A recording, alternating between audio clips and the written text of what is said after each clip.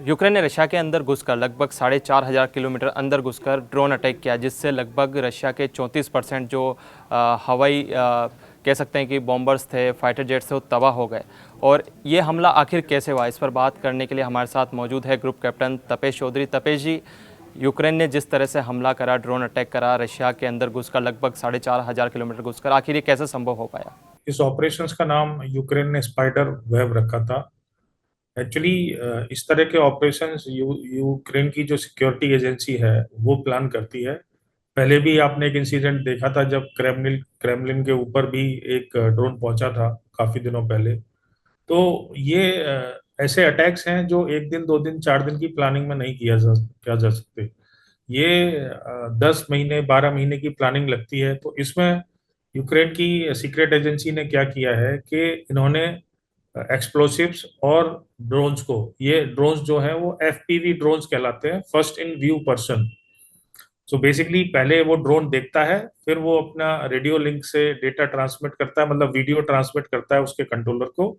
और कंट्रोलर उस वीडियो को देख के फिर उसको गाइड कर सकता है। और उसमें एक्सप्लोसिव लगे रहते हैं, कामाकाजी ड्रोन्स होते हैं, और वो जाके अपने टारगेट को हिट करते हैं। तो इन्हें एफपीवी ड्रोन्स को स्मगल किया गया एक तरह से रशिया के अंदर। क्योंकि जो अटैक्स हुए हैं वो, जैसे बेलाया एयरपोर्ट है उनका, वो करीब करीब 4,300 किलोमीटर्स है यूक्रेन की और रशिया की सीमा से। तो ड्रोन्स की इतनी लंबी टारगेट रेंज नहीं होती है इन छोटे ड्रोन्स की। और उनके एयर डिफेंस सिस्टम में भी पिकअप होने का अंदेशा रहता है। तो इसको स्मगल जब किया गया, तो इनको स्मगल किया गया कंटेनर्स में ओपन वुडन बॉक्सेस में इनको रखा गया।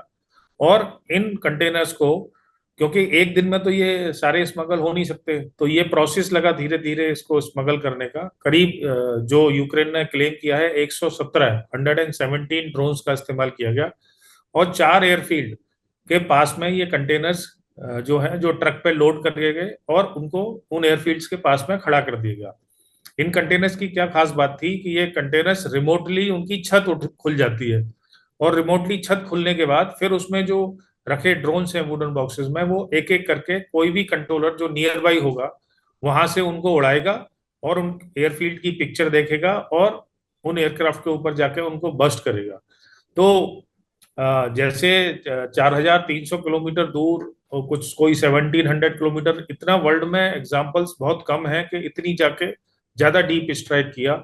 और ये बहुत पिन पॉइंटेड एक्सरसाइज थी। और इसमें करीब करीब जो न्यूज में आ रहा है कि 41 उनके जो TU-16, TU-22 और TU-95 जो बॉम्बर्स हैं, बेसिकली जो न्यूक्लियर कैपेबल भी हैं, जो क्रूज मिसाइल भी कैरी कर सकते हैं, जिनकी रेंज 15,000 किलोमीटर है, जो वर्ल्ड में दूर दूर जाके स्ट्राइक करते हैं।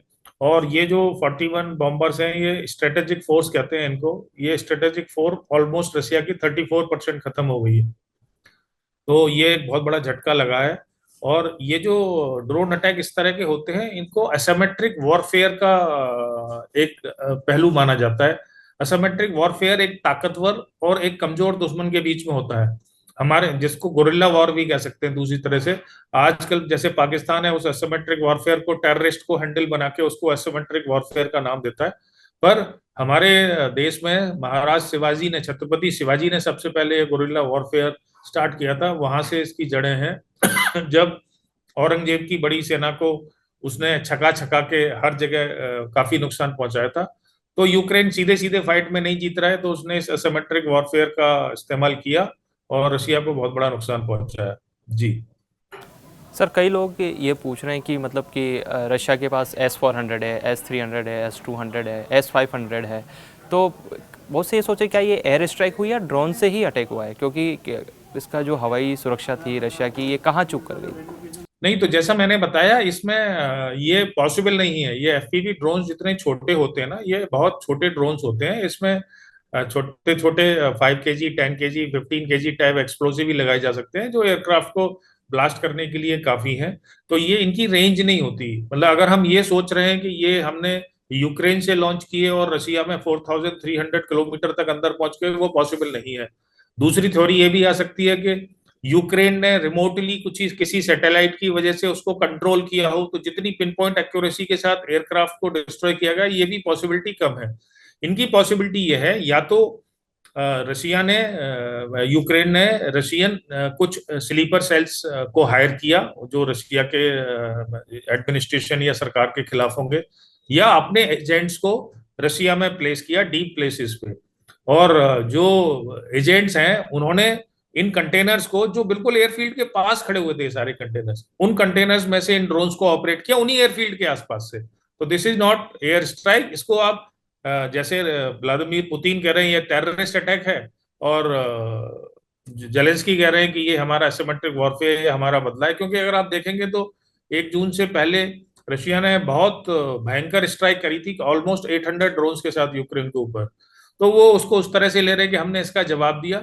लेकिन राष्ट्रपति जेलेंस्की ने यह भी बोला है कि हमारे जितने भी लोग रशिया में उस समय इन्वॉल्व थे उनको हमने अटैक के तुरंत बाद सेफली अपने यहाँ पहुंचा, वापस ले लिया है, और वो सब सेफ है। तो ये एयरफील्ड के बाद है। इसी इसी से हमें ये समझना चाहिए कि हमारे कश्मीर में या हमारे इंस्टॉलेशन के लिए ये नई टैक्टिक्स कितनी हार्मफुल हो सकती है। क्योंकि वर्ल्ड ओवर जब भी कोई नई टैक्टिक इस्तेमाल करती है और उसका कुछ रिजल्ट अच्छा आता है तो बहुत सारे कंट्रीज या छोटे छोटे ग्रुप्स उसको फॉलो करने की कोशिश करते हैं। तो ये अटैक एयर अटैक नहीं कह सकते कि यूक्रेन से लॉन्च हुआ, ये उसी उन्हीं एयरफील्ड के आसपास से अटैक कंट्रोल हुआ और वहीं वहीं से लॉन्च हुआ और वहीं से उसको डैमेज किया गया।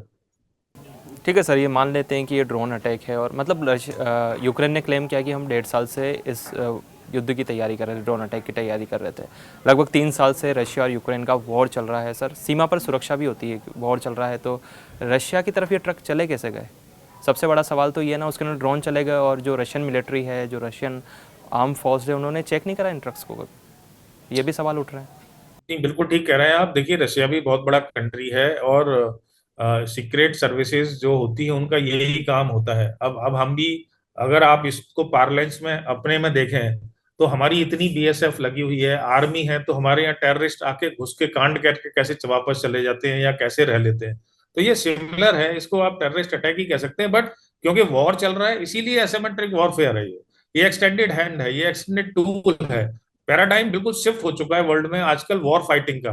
तो आजकल वॉर फाइटिंग में कोई मॉरल्स नहीं रहे हैं। रशिया भी सिविलियन टारगेट्स, और उसके बाद उसने कीव पे बहुत भयंकर बैलिस्टिक मिसाइल मिसाइल से और ड्रोन अटैक किए हैं। तो जब मॉरल्स नहीं रहते तो हर तरीके से हर इंसान, हर देश अपनी अपनी जीत हासिल करने की कोशिश करता है। हाँ, ये मान सकते हैं कि बॉर्डर पोरस है, लेकिन लेकिन अगर इंटरनल लोग ही अगर हायर कर लिए हैं, पैसा बहुत बड़ी चीज है, तो मोल्स और जासूस और इस तरह से ही डेवलप किए जा सकते हैं। जो इसीलिए उन्होंने बोला हम 18 महीने से तैयारी कर रहे थे, तो उन्होंने मिशन बनाया। अगर ऐसे ही देखेंगे तो अमेरिका में भी तो ट्विन टावर अटैक हुआ था। तो हर बॉर्डर 100% सिक्योर तो नहीं होता, उसमें कमियां होती हैं जिसका फायदा दुश्मन उठाता है अपने दुश्मन के खिलाफ।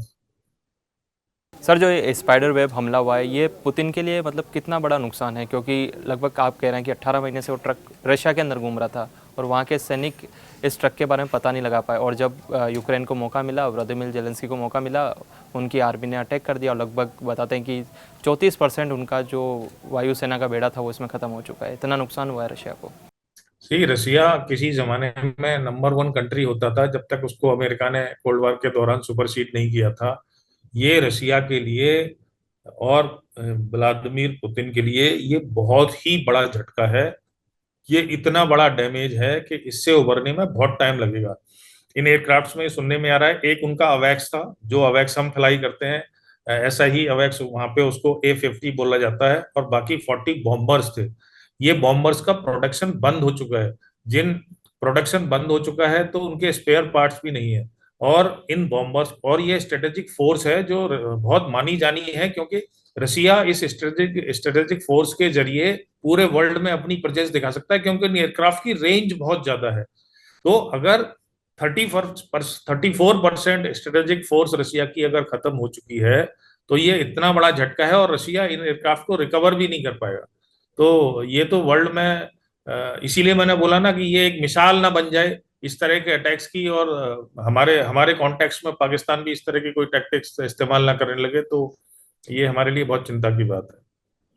सर, आपने बॉम्बर की बात करी, अवैक्स की बात करी, तो सर मैं एक इसी में से एक सवाल पूछना चाहता हूँ कि सर अवैक्स और रडार में क्या डिफरेंस होता है, बॉम्बर और फाइटर जेट में क्या डिफरेंस होता है? थोड़ा सा अगर आप आसान शब्दों में बता पाएँ तो अवैक्स जो होता है वो airborne early warning and control system होता है। बेसिकली एयर में रडार, जो रडार्स होते हैं ना वो लाइन ऑफ साइट पे काम करते हैं, यानी कि एक एंगल पे रडार की वेव्स जाती हैं और उस टारगेट को पिकअप करती है। यानी कि जैसे जैसे आपकी रेंज बढ़ती जाएगी टारगेट सिस्टम की, जो भी एयरक्राफ्ट उड़ रहा है वो जितना लो होता जाएगा, क्योंकि ये एलओएस डायरेक्ट एक एंगल पे वेव्स फेंकी जाती हैं तो उसके पिकअप नहीं आते।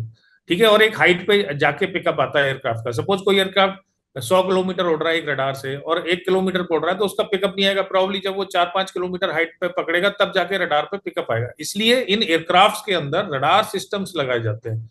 तो जब रडार होता है वो 360 डिग्री, जब वो हाइट पे उड़ रहा होता है तो वो नीचे देख सकता है, यानी कि कोई एयरक्राफ्ट अगर रनवे से टेक ऑफ भी कर रहा है तो उसका पिकअप आ जाता है। इसलिए अवेक्स बहुत इंपॉर्टेंट होता है। तो रडार, जो रडार्स की हम बात करते हैं वो ग्राउंड बेस्ड रडार होते हैं, अवेक्स एयरबॉर्न रडार होता है। तो इसमें तो ये डिफरेंस है।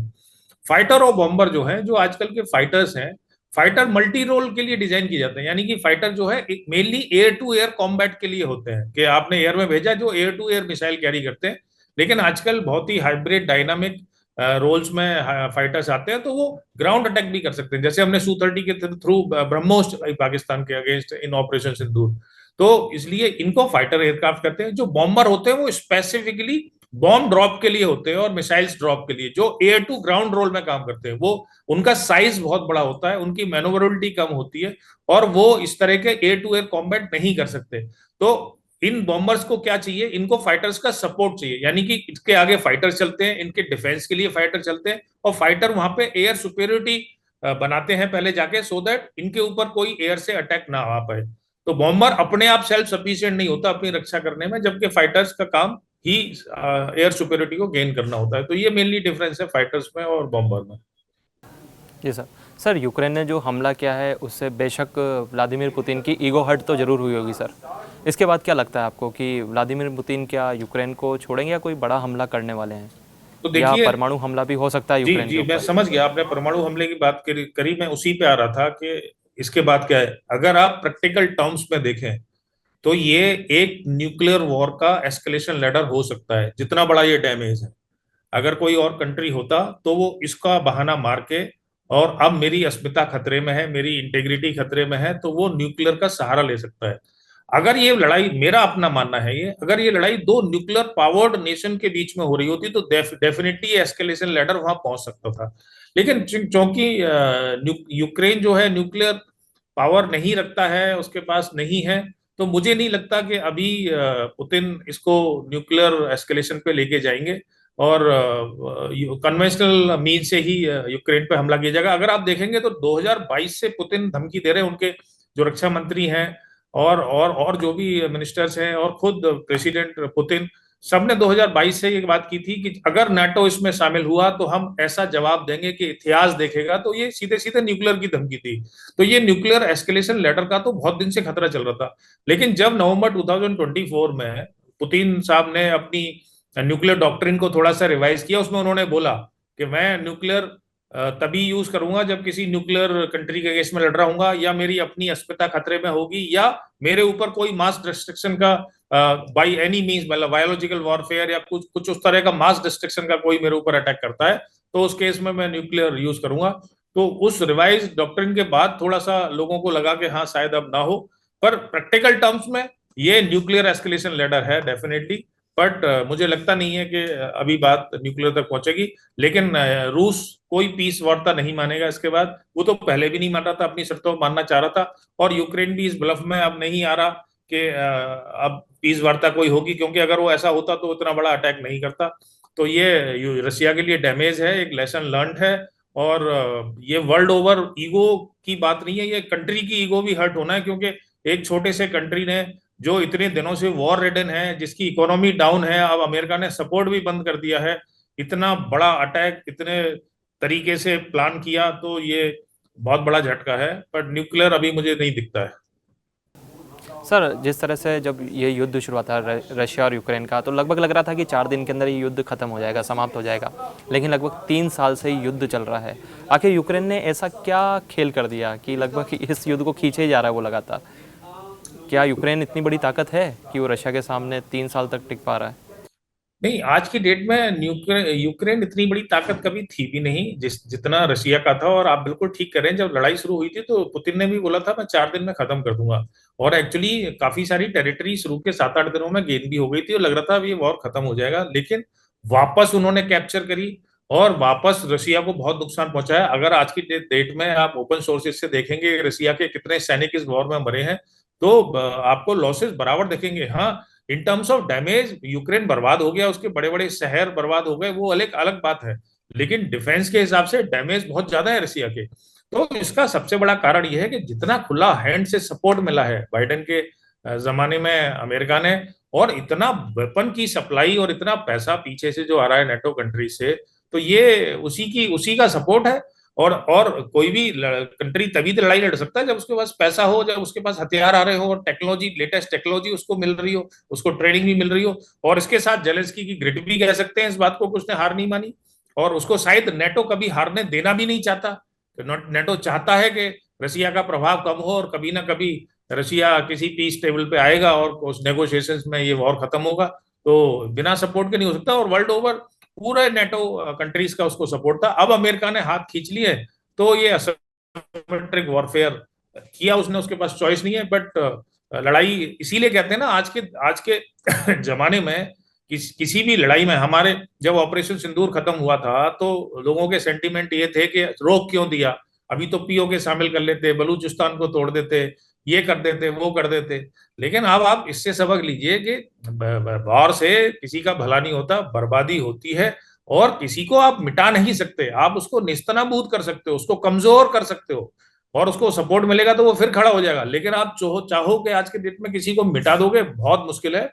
अब रशिया को भी ये दिखने लगा होगा कि मेरे को अब पूरा यूक्रेन तो कब्जा नहीं सकता, लेकिन उसने जो भी अपना बीच में बफर जोन बनाना है उतना उसने कब्जा कर रखा है। पर मुझे ऐसा लगता था कि कहीं ये बात पहुंच जाएगी कुछ दिनों में, लेकिन इस अटैक के बाद तो नहीं पहुंचेगी। जिस तरह से आज आज और कल कीव पे अटैक किए हैं, जितनी 700 के करीब मिसाइलें चलाई हैं, तो टोटल पिछले 5-7 दिनों में, तो इसके हिसाब से तो मुझे लगता नहीं है कि ये वॉर एंड होगा। और इसमें तारीफ माननी पड़ेगी यूक्रेन की, रशिया की कमजोरी नहीं। यूक्रेन की तारीफ कितने दिन रशिया के अगेंस्ट खड़ा हुआ, चाहे कितना ही सपोर्ट पीछे आ रहा है, जब तक आपकी आर्मी नहीं लड़ेगी, जब तक आपको मॉरल सपोर्ट नहीं रहेगा अपनी लोकल पॉपुलेशन का, तब तक आप कोई वॉर नहीं लड़ सकते। तो इसलिए तारीफ है और चल रहा है। जी सर। सर, यूरोप अपनी संप्रभुता के लिए रशिया को खतरा मानता है और यूक्रेन नेटो में शामिल होना चाहता है। रशिया यूक्रेन पे कब्जा करना चाहता है। यूएसए और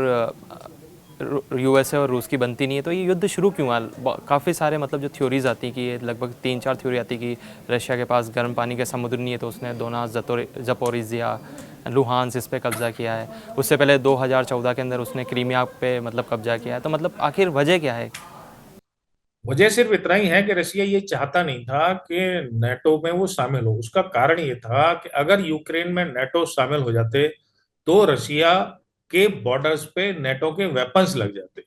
तो रशिया वैसे ही नेटो के अगेंस्ट रहा है, अमेरिका के अगेंस्ट रहा है। तो अगर उसके घर तक अगर लोग वेपन लगा लेंगे, उस पर निगरानी रखेंगे, वहां रडार लग जाएंगे, मिसाइलें लग जाएंगी, तो ये रशिया की संप्रभुता के लिए बहुत बड़ा खतरा था। तो कोई भी कंट्री अपनी संप्रभुता को बचाने के लिए करेगा। उसने यूक्रेन को समझाया, पर यूक्रेन समझा नहीं। यूक्रेन नहीं समझा तो उसे लगा कि अब नेटो इसके सपोर्ट में आ जाएंगे और नेटो अपने वॉर एक्सरसाइज यहाँ करने लगेंगे, मेरे लिए खतरा है, तो उसने यूक्रेन पर अटैक कर दिया। तो उसने उसको सबक सिखाने के लिए किया। बट रूस रूस को कभी पता नहीं था कि वॉर इतना लंबा खिंच जाएगा भाई। आज अगर आप देखोगे तो रशिया की इकोनॉमी भी कोई बहुत अच्छी स्थिति में तो नहीं है। पहले टॉप 10 इकोनॉमीज में से तो रशिया बाहर हो गया कब का। और इतने वॉर रेडिन हो गया इतना, भाई एक एक मिसाइल 20-20 करोड़ की, 5-5 करोड़, 7-7 करोड़ की आती है। कम से कम, ज्यादा भी नहीं तो 8-10 हजार मिसाइलें, 20,000 ड्रोन, कितने सारे एयरक्राफ्ट का लॉसेस, कितने सारे सैनिक, उसको अपनी रिजर्व फोर्स बुलानी पड़ी।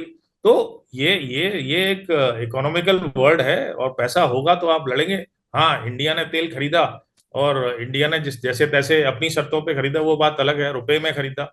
और जिस तरह से सपोर्ट किया, करना भी चाहिए हमें। रशिया ने हमेशा हमारा साथ दिया, हर स्थिति में साथ दिया। मेरे ख्याल से ऑपरेशन सिंदूर में भी रशिया ने ही थोड़ा बहुत बोला जो बोला। रशिया, प्रॉब्ली ताइवान एंड और एक अफगानिस्तान जिन्होंने बोला, बाकी तो, और इजराइल प्रॉब्ली, और किसी ने कुछ बोला नहीं।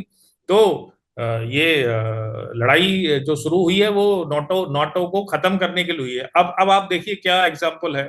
अब अमेरिका और नेटो के बीच में जो है छिड़ गया वॉर।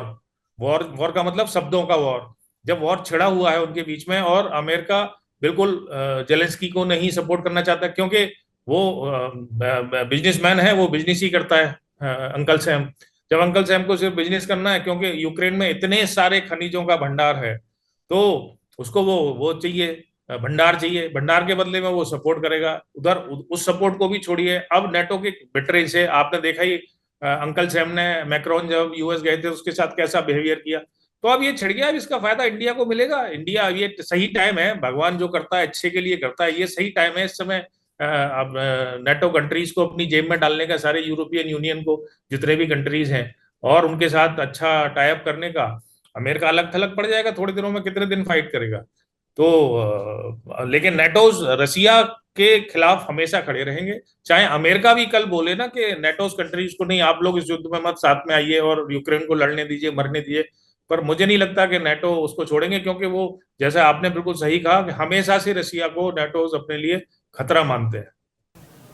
जी सर, अब जो खबरें आ रही है उसमें ये है कि अब रशिया अपनी सबसे खतरनाक मिसाइलों का यूक्रेन में इस्तेमाल करेगा, जिसमें ऑर्शेनिक है और जिसको काफ़ी खतरनाक मिसाइल माना जाता है। उसने किंजल का भी यूज़ किया, सरमत का भी यूज़ किया, और बता रहे हैं कि जो ऑर्शेनिक है उसकी जो स्पीड है 10 मैक है, 11 मैक है लगभग। तो सर आप ये भी बता दीजिए कि मैक को मतलब किस तरह से क्या होती है आखिर, जो 10 मैक स्पीड है, 11 मैक स्पीड है, और ऑर्शेनिक जो मिसाइल है उसके बारे में भी थोड़ा बता दीजिए सर, तो कि आखिर बेसिकली ये मिसाइल कितनी बेसिकली जो खतरनाक है। जी। मैक जो होता है, मैक वर्ड यूज किया जाता है, मैक एक यूनिट है साउंड की स्पीड के लिए। जो स्पीड होती है साउंड की, वो 1 मैक होती है, जिसको हम रफली और रफली जो समुद्र के लेवल पे, यानी कि मीन सी, समुद्र की तह पे ऊपर, उस स्पीड करीब करीब वो 1000 किलोमीटर पर आवर होती है, यानी कि साउंड की स्पीड। यानी कि आप ये कह सकते हैं 1 Mach equal to 1000 kilometre per hour. हाँ, जैसे जैसे एयरक्राफ्ट ऊपर नीचे जाता है थोड़ा स्पीड में वेरिएशन होता है, but for a rough example आप मान सकते हैं 1 Mach equal to 1000 kilometre per hour. तो जितनी भी क्रूज मिसाइल्स होती हैं, एक क्रूज मिसाइल्स होती है, एक बैलिस्टिक मिसाइल्स होती है। तो जो बैलिस्टिक मिसाइल होती हैं वो अर्थ के एटमॉस्फेयर से ऊपर जाती हैं पहले, और फिर शुरू में रॉकेट प्रपोल्सन से जाती हैं, और जब अर्थ के एटमॉस्फेयर से ऊपर चली जाती हैं तो उस जितना भी उसको ताकत मिली होती है रॉकेट से, उससे चलती है, और फिर वो बैलिस्टिक पाथ इसीलिए कहते हैं, फिर वो ऊपर से नीचे गिरती है टारगेट की तरफ, और उसकी स्पीड उस समय बहुत ज्यादा हो जाती है। तो बैलिस्टिक मिसाइल की स्पीड तो 10 to 20 मैक होती है, जिसको आप मान सकते हो 10,000 kilometre per hour to 20,000 kilometre per hour. But ballistic missile हर जगह पे, छोटे डिस्टेंसेस पे यूज नहीं की जा सकती, इसलिए क्रूज मिसाइल का। अच्छा, दूसरी बात ये भी है कि बैलिस्टिक मिसाइल को पिकअप करना साइज में बड़ी होती है, थोड़ा आसान होता है। जैसे वो अर्थ के एटमॉस्फेयर से नीचे आती है, स्पीड तो ज्यादा होती है, लेकिन वो पिकअप करके आपका जो भी बैलिस्टिक मिसाइल डिफेंस इसीलिए कहते हैं, तो जैसे हमारे पास पृथ्वी का है बैलिस्टिक मिसाइल डिफेंस, तो उसको न्यूट्रलाइज किया सकता है। क्रूज मिसाइल का फायदा क्या है कि वो अर्थ की सरफेस के पास चलती है, तो इसलिए उनका डिटेक्शन बहुत मुश्किल होता है, यानी कि लो लेवल पे चलती है वो।